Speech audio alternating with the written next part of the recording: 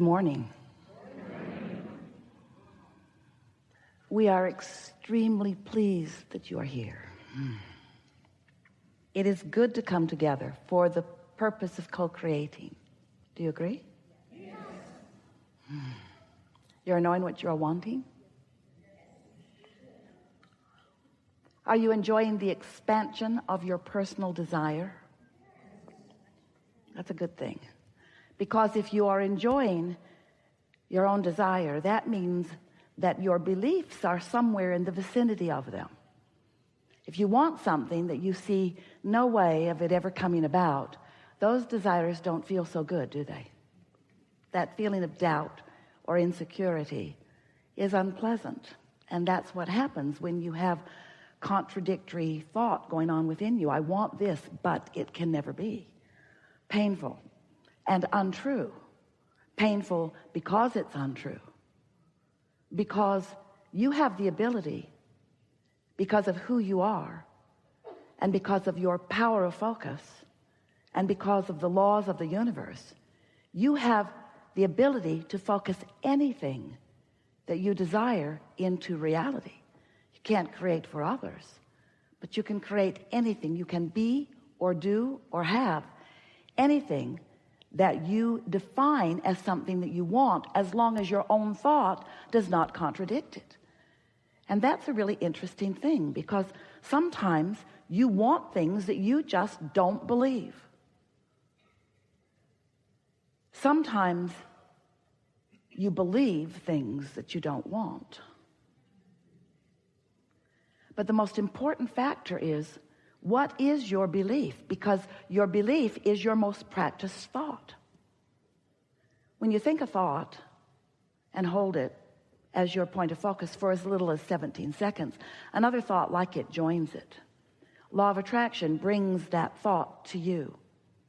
And while the law of attraction is working in the background at what you might consider to be an unconscious level, as you focus upon things and focus upon them longer, eventually you think a thought often enough and long enough that it becomes a dominant thought within you, and that's what your beliefs are. And your beliefs equal your point of attraction, because what you're thinking is causing you to emit a vibrational signal that law of attraction is answering with things like it. And so it's easy to understand how beliefs get so rooted within you. Some of the beliefs that you hold are very beneficial to you, some not so much. But it's easy to understand how beliefs would become so rooted, because when you think something long enough that it's a pattern or a habit of thought, then things begin to actualize around it. They begin to demonstrate around it. So what you believe happens, and then you believe it more. As you listen to other people talking about what they believe, and you see them demonstrate it, then you believe it more. Esther argued with us in the early days of our interaction. She would say, Abraham, it's true. That's a true thing. So don't you think? I've been trained, she said, to be objective, to weigh the pros and the cons and the pluses and the minuses, to be balanced in all things, to give my attention, to be objective. It's a true thing. So shouldn't I at least acknowledge this true thing? And we said, anything you acknowledge, anything that you focus on, you are practicing a vibration. You are practicing yourself into a pattern of belief. And that pattern of belief therefore equals your point of attraction, and therefore becomes what you are demonstrating or manifesting in your life experience. And therefore, if we were standing in your physical shoes, we said to Esther a lot, and we're saying it to you, we would focus upon those things that we want to manifest. We would focus upon those experiences that we want to replicate. Anything that you want plenty of in your life experience, give your attention to it. And the things that you do not want to perpetuate in your life experience, or even upon mass consciousness in general, withdraw your attention from unwanted things. But now here's a very interesting thing.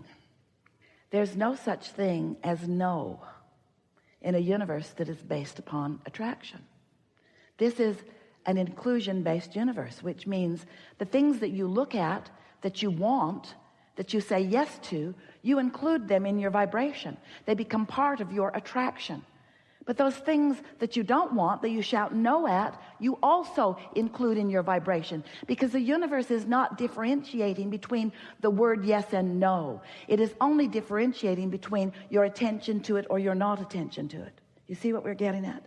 So you can shout no all day long at things you do not want, and they come to you stronger and stronger and stronger because of your attention to them. Isn't that a good thing to know? So what do? What do you do if you don't want that thing? I don't want that thing. I'm not going to think about that thing that I don't want anymore. That thing over there. I'm not going to think about that anymore. I'm not going to think about that anymore. I'm not going to think about it. I'm not going to think about it. I'm thinking about it. I don't want to think about that thing. I don't want to think about it. I don't want to think about it. So what you have to do is think about something else. You think about other things. You just gradually, it takes a little bit of time, it's gradual, shift your attention more and more to things wanted, and therefore not so much on things not wanted. But it's not an instant transformation. It's a general, gentle transformation. And it's helpful to understand what makes it easier and what makes it more difficult. So here are the laws of the universe simply explained so that you can understand how it is that things are coming to you or to others because of your attention. So when you give your attention to something and you're thinking about it in very general terms, in that general attention to it, there is less momentum. The more you think about it, the faster the momentum. So when you've given your attention to something, your undivided attention to something, and you've given your attention longer and longer, law of attraction just fills in more and more details for you. And the more detailed a subject becomes, then the stronger your point of attraction is. The more general you are, the less. And so when we talk about law of attraction, we have to use the word or put the word momentum into the equation, because if you understand that law of attraction and momentum go together, then sorting this out will be a very easy thing for you. The best momentum story we have, Esther was amazed when she first saw the streets in San Francisco. Didn't seem possible that people would want to drive up or down them. They were. There they were. Imagine putting your car at the top of one of those hills, taking it out of gear, taking the parking brake off, and just for fun, just to see if the physics of this universe are still in place, you decide to just bump your car a little bit from behind just to see what might happen. Well, it starts to move, but you come to your senses right away because you've been around here long enough to know about gravity and inertia. So you step right out in front of your car and it bumps up against you and the momentum stops, and it was easy to stop because it was very slight anyway. But you wouldn't want to be at the bottom of that hill stopping that momentum. So law of attraction is the same. The more time or attention that you've given to a subject, the more momentum it has. And you are not going to stop that momentum all at once. But it is important to know that while you sleep, the momentum of your thought does stop. While you are asleep, you are not encouraging the momentum. It gives you a sort of reprieve from unwanted momentum. And when you awaken, you have the ability to begin it in the direction of things wanted. That's just a little tip from the universe.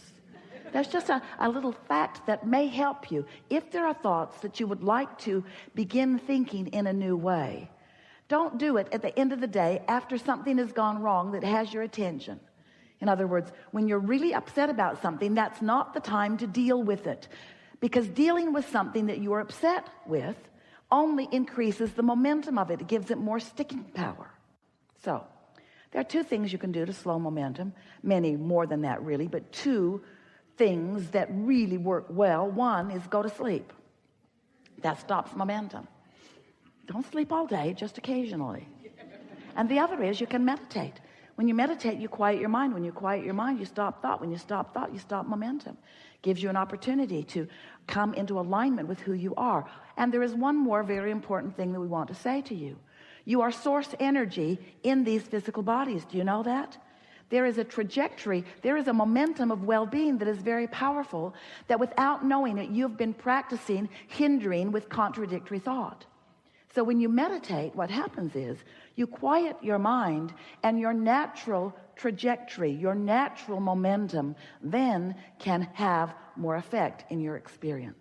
It's like, imagine a cork bobbing on the surface of the water. That's pure positive energy. That's absence of resistance in this analogy. Now you can hold that cork under the water. I don't have enough money, or I'm really mad at that guy, or that person did something inappropriate, or I don't like the way you spoke to me, or I don't like the way that came down, or I don't like what's happening in government, or I don't like what's happening, or I don't like what my children are doing, or. You can hold that cork under the water in disapproval of something, in negative attention to something. But when you are distracted from that subject, like in slumber or meditation or appreciation, you let go of the cork and it bobs right back to the surface where you naturally belong. So what we're wanting to say to you is that while you do, everyone does, you have some beliefs that are not serving you. The source within you knows who you really are and what you really want.